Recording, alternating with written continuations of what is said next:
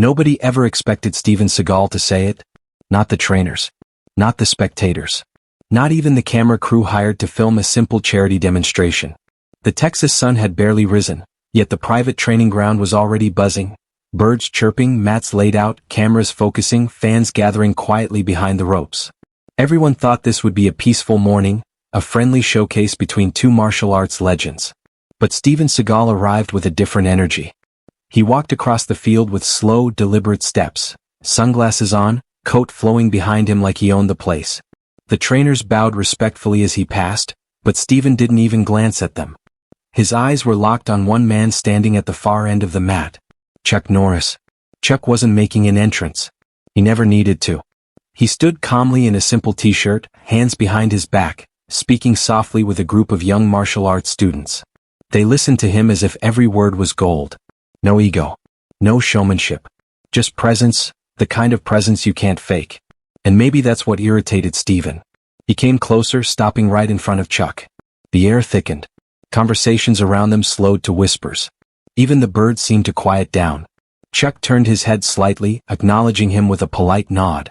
That's when Steven smirked, pointed directly at him, and said loud enough for every camera to pick it up.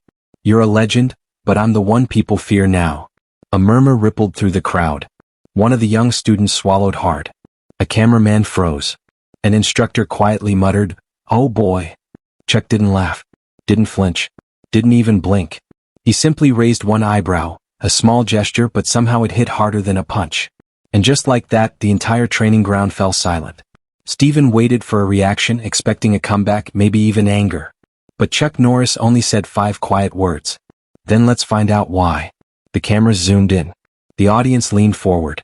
Even Steven's confident smirk wavered for half a second.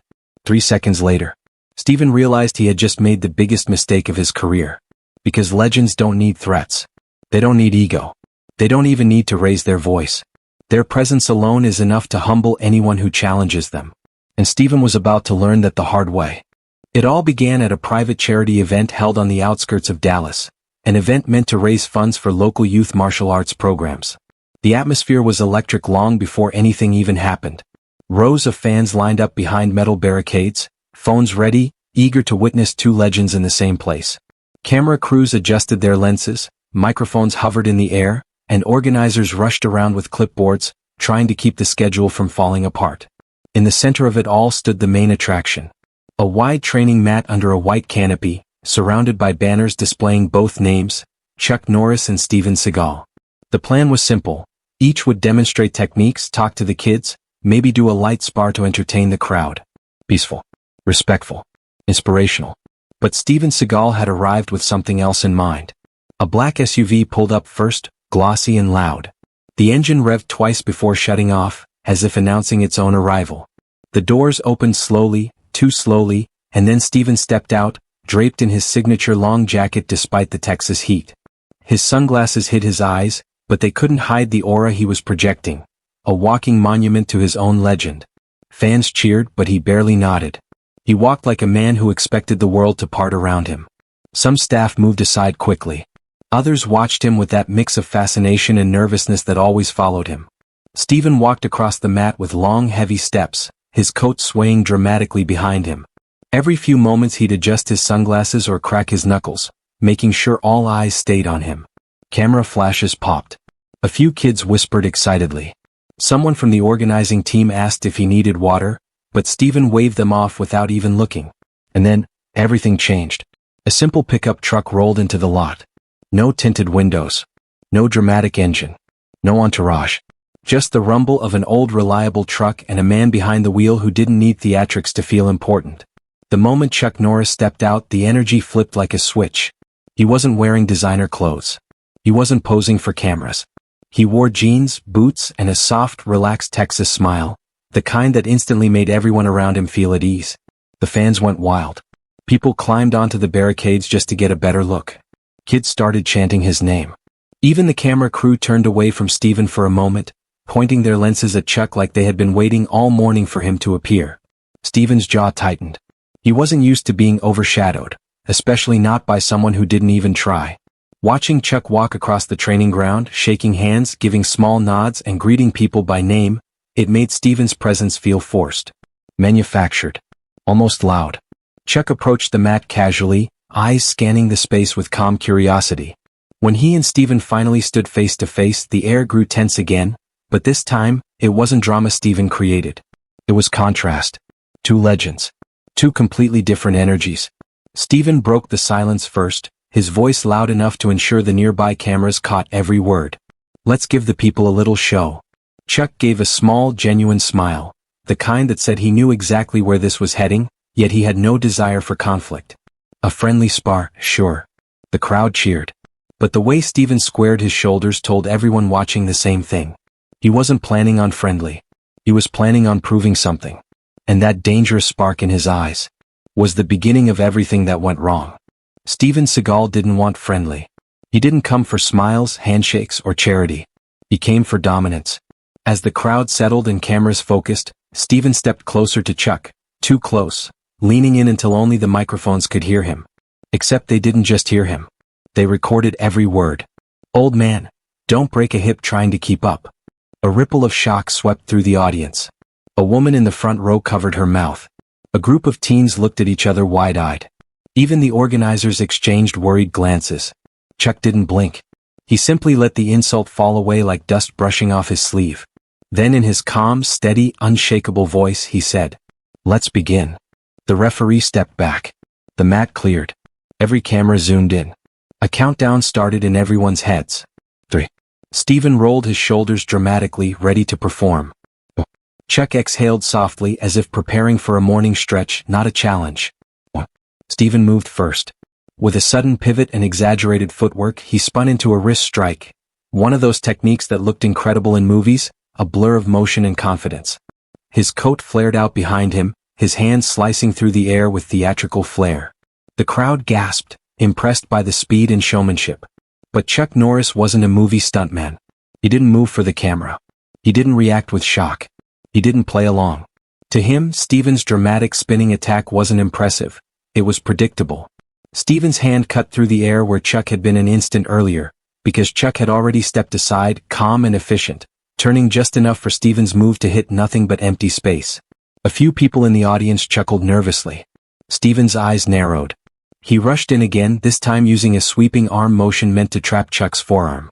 It was big, flashy, the kind of technique that looked like it should send someone flying. The cameras caught the motion beautifully. But once again Chuck read it before it even fully formed. He shifted his weight onto one foot, slid an inch backward, and let Steven's arm pass harmlessly in front of him, close enough to feel the air but nowhere near making contact. Steven stumbled half a step. The crowd whispered. Chuck stood in the same relaxed stance, breathing evenly, not a single sign of strain on his face. Steven wasn't used to missing. He wasn't used to being avoided so effortlessly. And he definitely wasn't used to being studied by someone who didn't fear him. He lunged again, faster this time, trying to catch Chuck with a hook-like grab. His hands sliced forward, fingers reaching. But Chuck tapped his wrist with 2 fingers, a tiny, precise correction, redirecting all of Steven's momentum. Steven's eyes widened. He didn't understand how such a small movement had completely dissolved his attack. The audience didn't understand it either, but they felt the shift. Something subtle. Something powerful. Chuck Norris wasn't fighting Steven. He was teaching him. And Steven hated it. He growled under his breath, stepping in hard, trying to overwhelm Chuck with force. This time he used both hands, aiming to pull Chuck into a joint lock, a signature move he had perfected for decades on screen. But Chuck didn't resist. He flowed. He let Steven grab his arm just long enough for Steven to think he had something. Then he twisted his wrist in a small, elegant motion that broke the grip without any strain. Steven froze. Chuck looked directly into his eyes. No anger, no mockery, just calm understanding. Speed isn't power, Chuck said quietly. Control is. The words echoed louder than any shout. Steven's face flushed with frustration. He stepped back, resetting his stance, drawing in a tight breath. His confidence was starting to crack and the crowd could feel it. But still, he charged again, refusing to let the fear show, refusing to let the cameras catch him hesitating. He swung. He lunged. He spun again, desperate to land even a single meaningful strike. But each time Chuck wasn't there. He was beside him. Behind him. Out of reach, always calm, always centered, always one tiny step ahead. It wasn't flashy. It wasn't loud. It wasn't dramatic. It was mastery. Steven's breathing grew heavy. Chuck's remained steady. Every second on that mat brought one truth into sharp focus. Steven was performing. Chuck was fighting. And the gap between the two was widening with every move Steven attempted. Everything that happened next took only 3 seconds. But those 3 seconds would replay in Steven Seagal's mind for the rest of his life. The air around the mat felt charged like a storm about to break. Spectators pressed closer to the barricades, phones trembling in their hands. Even the camera crew leaned forward, sensing that the moment was finally coming. Steven reset his stance. Shoulders squared. Jaw clenched. Pride burning hotter than the Texas sun overhead. He roared inwardly, refusing to let anyone see the first cracks in his confidence. No, he would finish this with something undeniable, something decisive, something the cameras could not misinterpret. He stepped in again, this time with all the speed and force he could conjure. No more theatrics. No more showmanship. Just raw, desperate intensity. His hand shot out like a striking viper, aiming straight for Chuck's upper torso. A move that had ended fights in Steven's films, a move designed to dominate. But Chuck Norris didn't see a strike. He saw a mistake. And then, 3 seconds changed everything. Second one, Chuck sidestepped. To the crowd, it looked like Chuck simply slid out of the way, effortlessly, almost lazily. But to any trained martial artist, the shift was a masterpiece of timing and precision. Chuck's right foot pivoted a few inches, his weight shifting so naturally it looked like he was stepping aside to greet someone, not dodging an attack. Steven's strike cut through empty air. A gasp rolled across the audience like a wave. But Steven didn't even have time to process it, because Chuck wasn't finished. Second two, the wrist tap. Steven tried to recover by rotating into a follow-up motion, but Chuck had already read the next 3 moves before Steven even completed the first. With a movement so small it almost went unnoticed, Chuck lifted a single hand and tapped Steven's wrist. Not grabbed. Not blocked. Not struck. Tap. The touch was gentle, the kind of contact someone might use to get your attention at a dinner table, but it redirected the entire attack like a river suddenly turning in a new direction. Steven's momentum betrayed him. His arms swung wide, off balance, his center shifting to the wrong foot. His body twisted just enough to steal his stability. The audience didn't cheer yet.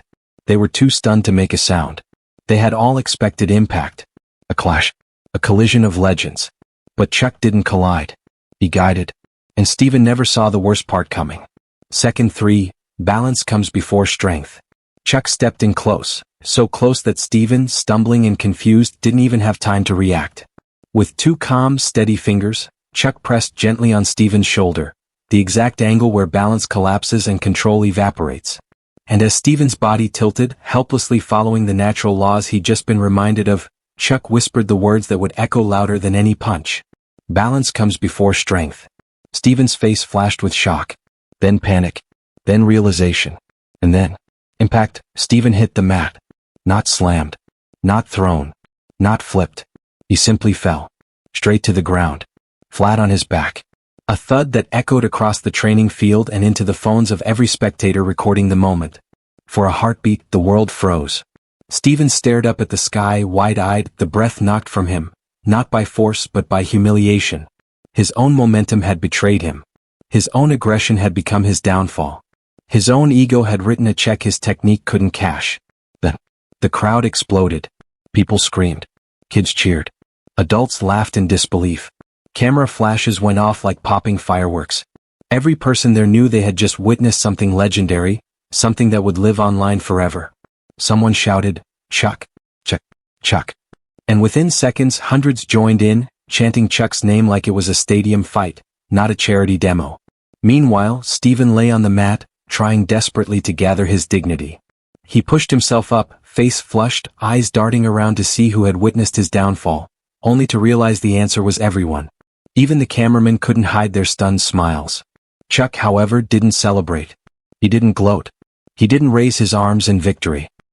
He simply extended a hand to Steven, as calmly as if helping a friend up from a chair. That gesture, quiet, humble, controlled, was somehow even more devastating. Because respect was the one thing Steven had refused to give. And now humility was being handed to him whether he wanted it or not.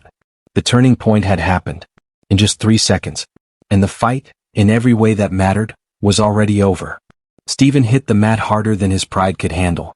The cameras caught every second of it, the fall, the shock, the disbelief frozen across his face.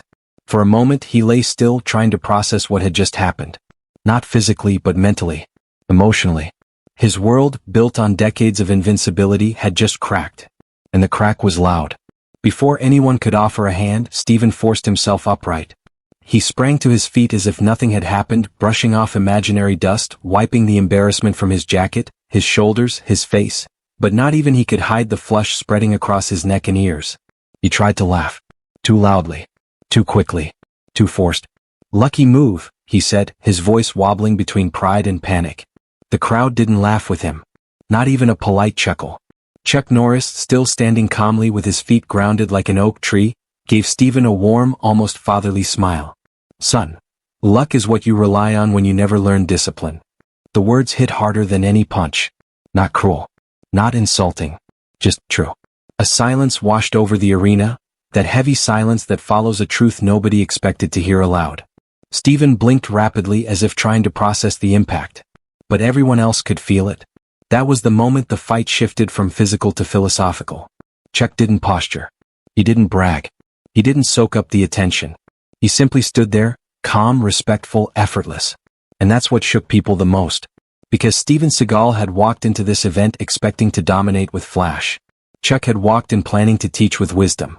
And the crowd, who had once cheered both, now saw the contrast as clear as day. Phones zoomed in on Chuck's face, relaxed, steady, humble. Nobody was focused on Stephen anymore. Even the kids who idolized action stars were staring in awe at the man who had just demonstrated the difference between movie martial arts and real mastery. Stephen felt that shift. Oh, he felt it like a punch to the gut. He could sense the eyes turning away from him, drifting, shifting, losing interest. He could feel the pity in their stares. Pity. A word he'd never associated with himself. He straightened, smoothed his jacket again, cleared his throat. All right, he said, trying to regain control. Let's keep going. I mean, he caught me off guard. That's all. But the crowd wasn't buying it. Even the air seemed to disagree. Chuck tilted his head slightly, studying Stephen with the gentle patience of someone who had guided countless students. Some arrogant, some talented, some misguided, all through the same struggle. He didn't speak again. He didn't need to. Because the truth of the moment wasn't in words. It was in presence. And for the first time since the event began, Stephen felt the weight of something he hadn't felt in years. Humility. He took a slow breath, chest rising, falling, trembling ever so slightly. His pride screamed to take control, to lash out, to reclaim the dominance he believed was his. But his body, and the wisdom echoing in Chuck's 5 quiet words, told him otherwise. Finally, after a tense pause that seemed to stretch on forever, Stephen did something that stunned the entire crowd. He bowed. Not dramatically. Not performatively. Not in the exaggerated movie way he'd done thousands of times on autopilot. This bow was slower. Smaller. Real. His ego didn't bow, not willingly. But his pride had no choice. The crowd went silent for a moment, as if unsure whether to applaud or hold their breath. Then, slowly, a respectful murmur turned into a wave of clapping, rising like a tide around the mat. Stephen stayed bowed a moment longer than necessary, perhaps hiding his expression, perhaps collecting himself. When he rose, there was something new in his eyes, not defeat but acceptance. Chuck nodded once, a gesture that meant more than any speech. And in that simple exchange, something shifted permanently. Steven Seagal, the man who walked in trying to prove he was feared, left realizing he needed to be respected instead. Not by overpowering others. Not by mocking their age. Not by performing. But by embodying the one thing Chuck Norris had just shown him in 3 seconds. True mastery is humble. True power doesn't shout. It whispers. And people still hear it louder than anything else. That was the realization. The moment everything changed. And Stephen, for the first time in a long time, understood what it meant to be a student again. For a long moment, neither man moved. The world around them seemed to hold its breath. The fans, the cameras, even the whispering wind over the Texas field. Stephen stood there, chest rising and falling, the echo of his own humiliation still ringing in his ears. Chuck remained relaxed, steady, grounded, as if the entire exchange were nothing more than a gentle reminder rather than a public lesson witnessed by hundreds. Then, without hesitation, Chuck extended a hand. Not in victory. Not in dominance. But in respect. Stephen hesitated, only for a split second, then reached out and accepted the grip. Chuck lifted him effortlessly, The way a teacher helps a student finish a lesson rather than the way a competitor helps an opponent. The difference was subtle, but Stephen felt it all the way to his core. Chuck looked him in the eye and said quietly, "You're skilled. But arrogance blinds technique." Stephen swallowed hard. Those words cut deeper than any throw, more piercing than any strike. Because deep inside he knew they were true. For years, Stephen had coasted on reputation, on image, on cinematic legend. Everywhere he went, people admired him, feared him, treated him like the invincible figure he portrayed on screen. And he believed it, believed his own myth. But here, in front of Chuck Norris, the myth had dissolved. All that remained was the reality of a man who still had more to learn. He nodded slowly. Not as an actor. Not as a self-proclaimed master. But as a student. For the first time that entire day his posture changed. Shoulders relaxed, chest lowered, ego tucked away. The bravado melted from his face like snow under sunlight. What replaced it wasn't shame, but clarity. Chuck saw the shift. "Good," he said softly. "Now we can actually train." Those words stunned Stephen. Train? Chuck wasn't here to embarrass him. He wasn't here to outshine him. He was offering guidance. Wisdom. A path back to the roots of martial arts, humility, discipline, respect. Stephen exhaled, almost laughing at how different things now felt. I appreciate that," he managed, the words sounding foreign coming from a man used to commanding every room he entered. The moment didn't go unnoticed. Behind the barricades, the crowd, who had been buzzing with excitement and disbelief, slowly shifted tone. Their cheers softened into something warmer, admiration, not amusement. They were no longer watching a spectacle. They were witnessing growth. And then, like a wave sweeping across an ocean, the crowd erupted again, but this time not out of mockery. Chuck, Chuck, Chuck. The chant thundered through the air, vibrating off the metal barricades, echoing against the canopy. Cameras pointed in Chuck's direction, capturing the calm smile that touched his face as he turned toward the audience. Stephen stepped back, letting Chuck have the moment. Not because he was defeated, but because he finally understood why Chuck deserved it. Chuck Norris didn't need theatrics. He didn't need bravado. He didn't need to prove anything. His presence spoke louder than any boast. His technique spoke louder than any punch. His humility spoke louder than any crowd. And Stephen saw it now, truly saw it. He extended his hand again, this time with genuine sincerity. Chuck accepted it, gripping firmly, and the two men shared a look, one of mutual respect. The kind of look only warriors understand, where ego no longer exists and only truth remains. The crowd's chant intensified as the handshake lingered, becoming a symbol rather than a gesture. A moment frozen in time, destined to be replayed in countless videos, shared across the internet, dissected by fans of both legends. Stephen leaned in and said quietly, "I needed that." Chuck nodded. "Most people do at some point." Stephen chuckled, not a forced laugh this time but a human one. "Maybe next time, you'll take it easy on me?" Chuck's eyes twinkled. "Maybe. If you leave the ego at home." The two men walked side by side toward the edge of the mat, the crowd still roaring behind them. Stephen no longer tried to steal the spotlight or adjust his coat to appear imposing. He walked like a man who'd been reminded of something important, something he hadn't felt in years. Not defeat, not humiliation, but purpose. And as they reached the boundary of the training area, Chuck placed a hand on Stephen's shoulder. "Remember," he said, "masters don't stop learning." Stephen nodded again, deeper this time, fully embracing the message. For the first time that day, he didn't act like a superstar. He acted like a student. And as the chants of Chuck, Chuck, Chuck continued to shake the air, the two men shook hands once more, a handshake not of rivals but of teacher and student, warrior to warrior, legend to legend. A resolution not written in victory, but in respect.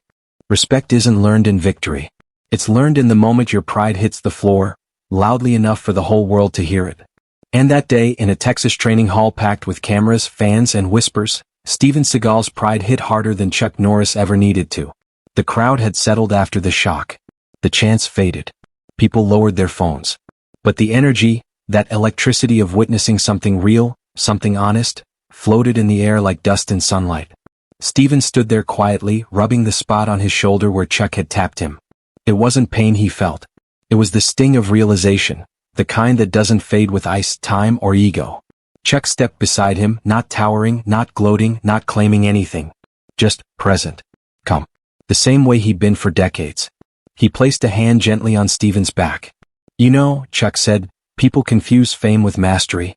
One can disappear overnight. The other, you carry your whole life. Steven swallowed. I forgot that. Chuck gave a slow nod. Happens to the best of us. But it's good you remembered. And just like that, no lecture, no humiliation, Chuck walked toward the edge of the mat, tying his belt with the ease of a man who didn't need applause to validate him. The fans watching? They weren't cheering anymore. They were respecting. And there's a difference. When Steven joined him at center stage, he didn't walk with the exaggerated swagger he entered with. His steps were normal, human, humble. The announcer didn't declare a winner.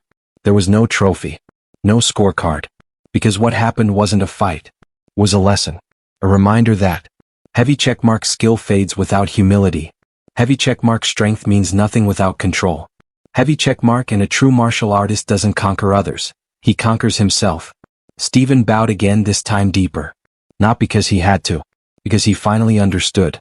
The two men shook hands. A simple gesture that carried decades worth of martial tradition. Chuck's grip was steady, calm, reassuring. Good match, Steven whispered. Chuck smiled. Good growth. Those two words were the real victory. As they walked off the mat, fans clapped, not wildly but respectfully. The kind of applause you give when you witness something genuine, something rare, something that reminds you why certain names don't fade with time. Outside, the Texas sun was lowering. Shadows stretched long across the ground. And Steven Seagal, a man who had been on magazine covers, movie posters, and billboards, looked smaller, but in the best possible way. Because humility didn't shrink him. It grounded him. And from that moment on, every interview, every seminar, every behind-the-scenes story would include that quiet afternoon when Steven Seagal learned the oldest martial truth. Respect is earned, not demanded. Given, not taken. Lived, not performed. So if you're reading this right now, type respect if you agree that real strength walks softly. And tell me honestly, Chuck Norris or Steven Seagal? Who wins in your opinion? Backhand index pointing down, fire.